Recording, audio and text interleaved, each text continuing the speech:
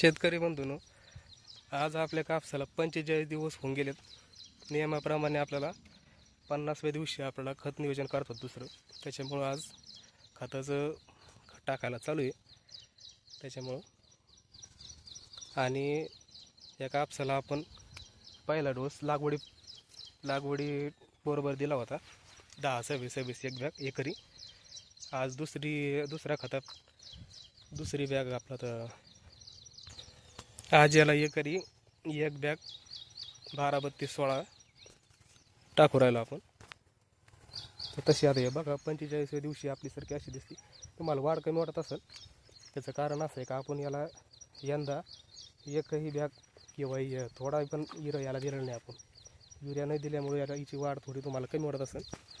पण याला आपण पहिल्या डोसमध्ये पण आणि आज पण फक्त एक 12-32-16ची एक बॅग देऊ राहिला आपण.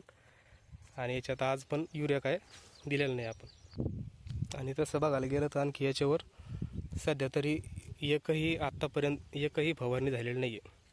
पहिली पण फवारणी झालेली नाही सध्या. आणि याच्यावर रोग पण एवढा म्हणावा असं वाटत नसल्यामुळे आपण फवारणी केली नाही.